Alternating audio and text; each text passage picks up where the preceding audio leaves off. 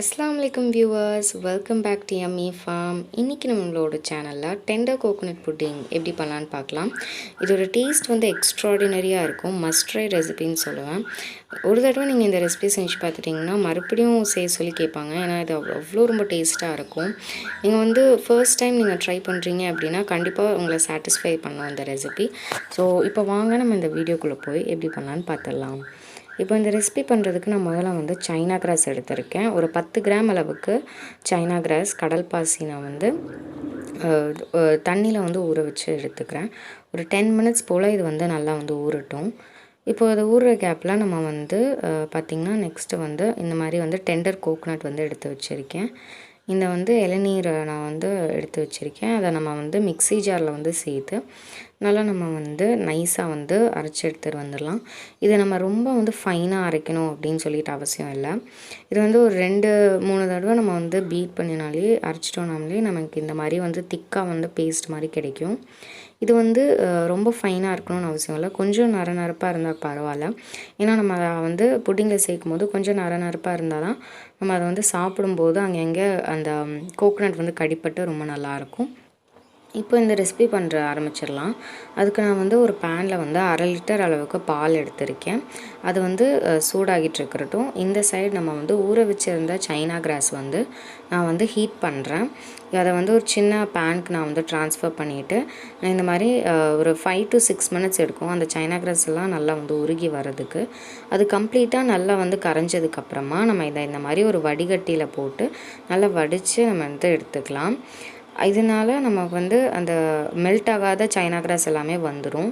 ஒரு பியூரான அந்த China கிராஸோட water கிடைக்கும். அதனால் நம்ம ஈஸியாக வந்து இந்த புட்டிங்கை நம்ம வந்து பண்ணிடலாம்.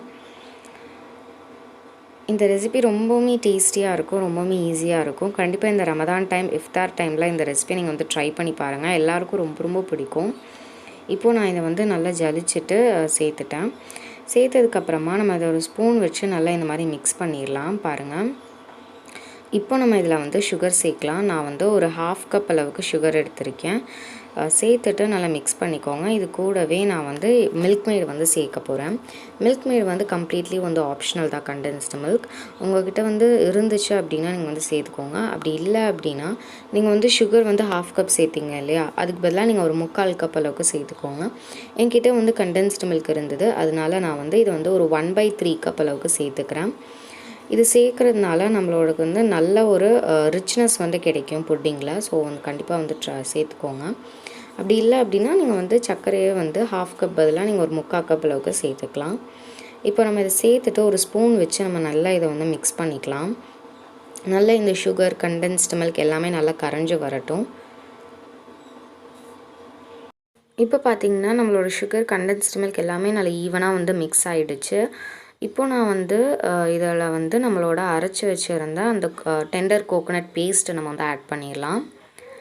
பாருங்கள், இப்போ நம்ம இதை வந்து நல்லா ஃபுல்லாக வந்து ஆட் பண்ணிவிட்டு நம்ம இதை வந்து மிக்ஸ் பண்ணிடலாம். முதல்ல நம்ம இதை வந்து மிக்ஸ் பண்ணும்போது கொஞ்சம் வந்து கட்டி இருக்கிற மாதிரி இருக்கும். ஆனால் நம்ம இதை வந்து விடாமல் ஒரு 5 மினிட்ஸ் போல் நீங்கள் வந்து மிக்ஸ் பண்ணிகிட்டே இருந்தீங்க அப்படின்னா அந்த கட்டி எல்லாமே வந்து நல்லா கரைஞ்சிட்டு நம்மளுக்கு வந்து ரொம்பவுமே ஒரு பிளெயின் அண்ட் நல்ல சில்கியான ஒரு புட்டிங் மிக்சர் நம்மளுக்கு வந்து கிடைக்கும். ஸோ இதை நான் வந்து ஒரு லோ ஃப்ளேமில் ஒரு சிம்லேயே வச்சு நீங்கள் அதை வந்து கலந்து விட்டே இருங்க. இந்த மாதிரி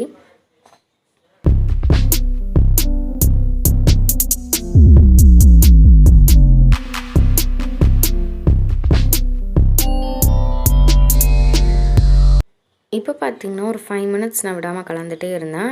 அந்த கட்டியெல்லாம் வந்து நல்லா கரைஞ்சிருச்சு.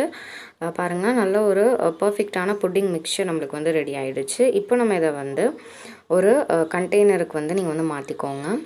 பாருங்கள், நம்ம வந்து அந்த கோகனட் பேஸ்ட் வந்து ரொம்ப ஃபைனாக நம்ம வந்து அரைக்கலை. கொஞ்சம் வந்து நரைச்சதுனால அந்த கோகனட் எல்லாம் நம்மளுக்கு வந்து அப்படியே வந்து அங்கே இருக்குது. அதனால நம்ம சாப்பிடும்போது கடிப்பட்டு ரொம்ப அருமையாக இருக்கும் இதோட டேஸ்ட்டு. கண்டிப்பாக ட்ரை பண்ணி பாருங்கள். இப்போ நம்ம இந்த புட்டிங் மிக்சரை இதில் சேர்த்துட்டு இதை நம்ம வந்து ஒரு 20 மினிட்ஸ் போல் நான் இதை வந்து ஃப்ரிட்ஜில் வந்து செட் பண்ணி வந்து விட்டுறேன், இருக்கட்டும். இப்போ பார்த்தீங்கன்னா ஒரு 20 மினிட்ஸ்க்கு அப்புறமா நம்மளோட புட்டிங் நல்லாவே வந்து செட் ஆயிருச்சு. ரொம்ப நல்லா செட் ஆயிருச்சு. இதுக்கு மேலே நான் வந்து கார்னிஷிங்க்கு வந்து பார்த்திங்கன்னா நான் வந்து பிஸ்தா வந்து இந்த மாதிரி ஸ்லைஸ் பண்ணி எடுத்திருக்கேன். அதை நம்ம வந்து இந்த மாதிரி அழகாக நம்ம வந்து டெக்கரேட் பண்ணி எடுத்துக்கலாம். நீங்கள் வந்து பாதாம், பிஸ்தா அப்படிலாம் உங்களோட ஃபேவரட்டான நட்ஸ் நீங்கள் சேர்த்துக்கலாம். அப்படி இல்லைன்னா நம்மளோட இளநீர் இருந்தது இல்லையா, அதுவே நீங்கள் வந்து கட் பண்ணி குட்டி குட்டியாக வந்து சேர்த்துக்கலாம். ரொம்ப அருமையாக இருக்குது இதோட டேஸ்ட்டு.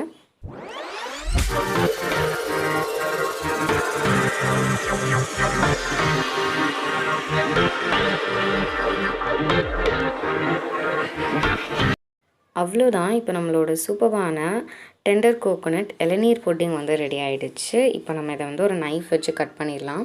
இந்த நைஃப் வந்து கட் பண்ணும்போதே உங்களுக்கு தெரியும் இது எவ்வளோ ரொம்ப ஸ்மூத்தாக வந்து அந்த புட்டிங்குள்ளே போயிட்டு வருது அப்படின்னு. இதோட டெக்ஸ்சரும் பார்த்திங்கன்னா அப்படியே பர்ஃபெக்டாக ரொம்பவுமே சூப்பராக இருக்கும். கண்டிப்பாக வந்து ட்ரை பண்ணி பாருங்கள். இப்போ இந்த ரமதான் இஃப்தார் டைம் எல்லாம் வந்து இந்த புட்டிங் வந்து நீங்கள் கண்டிப்பாக ட்ரை பண்ணி பாருங்கள். குழந்தைங்கள வந்து எல்லோரும் ரொம்ப விரும்பி சாப்பிடுவாங்க. இந்த சம்மருக்கும் இது வந்து ரொம்பவுமே வந்து யூஸ்ஃபுல்லான ரெசிபியாக இருக்கும். உங்களுக்கு இந்த வீடியோ ஏதாவது ஒரு வகையில் யூஸ்ஃபுல்லாக இருக்கும் அப்படின்னு சொல்லி நம்புகிறேன். இருந்துச்சு அப்படின்னா நம்ம சேனலை சப்ஸ்கிரைப் பண்ணிவிட்டு பக்கத்தில் இருக்க பெல் பட்டனையும் அமுத்திக்கோங்க. எல்லா புகழும் இறைவனுக்கே.